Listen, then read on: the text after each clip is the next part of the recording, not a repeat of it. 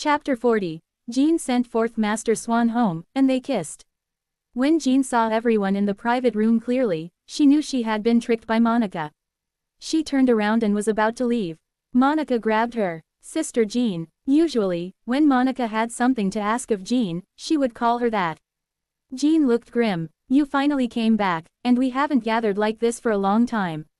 Please do me the honor of spending some time with me. Monica acted coquettishly. Jean looked at her coldly. Yes. It's my fault. I shouldn't have lied to you, but would you have come out if I didn't say that? Monica said with a fawning look. At this moment, Finn also walked over. Have a seat. We'll be leaving soon too. Jean looked at Finn and nodded slowly. Monica's heart was breaking. Does Jean really fancy Finn? Monica had just said a lot, but it was nothing compared to what Finn had said. She watched in displeasure as Jean walked into the private room. Jean chose a corner and sat down. Monica sat next to her with a fawning look. Jeannie, what song do you want to sing? I'll cue it for you. I'm not singing. Let's have a drink then. I'm not drinking. Do you want to eat snacks? No. Jeannie, you can play on your own. I know how to kill time. Jean was indifferent. Monica saw that Jean really did not like this environment, so she rubbed her nose and went to have fun by herself. Jean took out her phone and sat on the side to play a little game to kill time. She was clearing around in the game. Ms. Lawrence. A man walked over, holding a glass of wine. Jean looked up. Knox. Do you still remember me, Ms. Lawrence? Knox introduced himself. Jean smiled. Of course, we played mahjong together. Knox also smiled. Actually, we met more than once. 7 years ago. Mr. Winter. Jean interrupted him. If you'd like to drink with me, I'm sorry, it's not convenient for me these few days. Knox was naturally not stupid.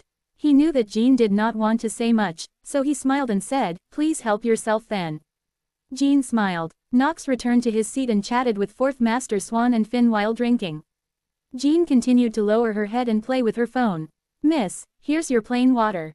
The waiter suddenly approached. Jean was stunned. Thank you. The waiter left respectfully. At 10:30 p.m., Finn said to Monica, who was still singing affectionately, Monica, it's getting late.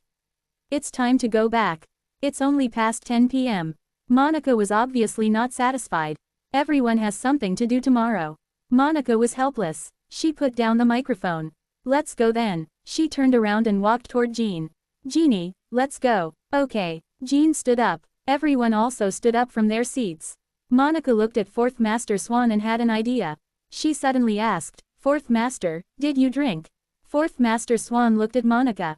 What do you think? Jeannie hasn't drunk. Why don't you let her send you back? Monica arranged the matter and added, Finn, Knox, and I drank. We can't send you back. Fourth Master Swan turned to look at Jean. Jean knew what Monica was thinking. Monica was trying to set her up with Fourth Master Swan. It was just that Fourth Master Swan was out of Jean's league. Jean casually picked up the wine glass beside her and suddenly emptied it. Monica was dumbfounded. The others also seemed to be surprised. Jean said calmly, I drank too. I can't drive, so I can't send Fourth Master back. It was such an obvious rejection. Monica was so embarrassed that she wanted to die. She quickly picked up some water and pretended to be dumb. As she drank, she thought, why is Jean so clueless? It was a little awkward. Fourth Master Swan opened his mouth and said, it's all right. I have a chauffeur. I'll send Ms. Lawrence home. PFF'd. Monica spat out a mouthful of water. Finn looked at Monica with disdain and handed her a tissue. Monica wiped the corner of her mouth and said hurriedly, thanks for the trouble, Fourth Master Swan. You must send Jeannie home safely. Of course. Fourth Master Swan nodded and said to Jean, let's go, Ms. Lawrence. Jean gritted her teeth. At that moment, she wanted to vomit blood. She braced herself and left with Fourth Master Swan.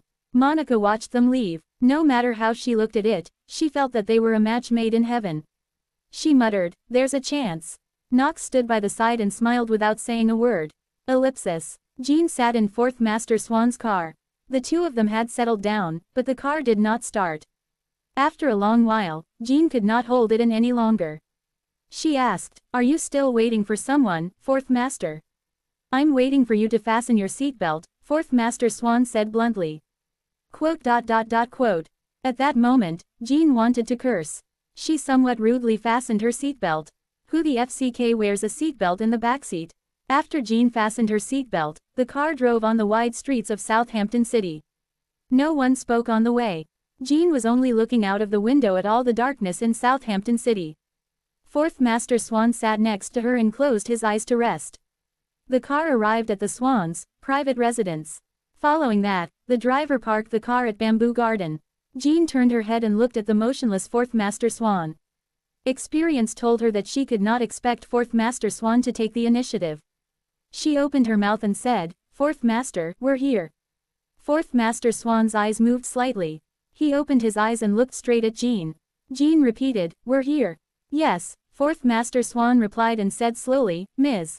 Lawrence, I'll ask the driver to send you back. Shouldn't you return the favor by sending me back to my room?"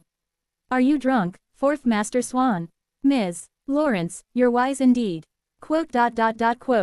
Jean wanted to slap herself. Seeing how Fourth Master Swan was sitting so steadily, she knew she could not outlast him. She unfastened her seatbelt and got out of the car. Then, she walked over to Fourth Master Swan's side and opened the car door for him. Fourth Master Swan still did not move. Jean gritted her teeth. It was as if she was being filial to an elder or serving a disabled person. She bent down and was about to unfasten Fourth Master Swan's seatbelt when he suddenly raised his head. As she was caught off guard, his lips touched hers. Jean was stunned. She looked straight at Fourth Master Swan, whose face was right in front of her, and saw him staring at her. Their eyes met. Jean jerked away. Her heart was beating fast. As for the man in front of her, he still had the same expression. His expression did not change, and he seemed calm. Jean secretly adjusted her emotions and pretended that nothing had happened. She lowered her head and continued to unfasten Fourth Master Swan's seatbelt. "Fourth Master, get out of the car." Fourth Master Swan held onto Jean's arm and got out of the car with her. Jean unsteadily helped Fourth Master Swan into his room and rested him on his big bed. She panted. Fourth Master Swan did not look like he had much flesh, but he was as heavy as a lump of iron. Jean turned around and was about to leave. "Ms. Lawrence," Fourth Master Swan suddenly called out to her. Jean was a little impatient.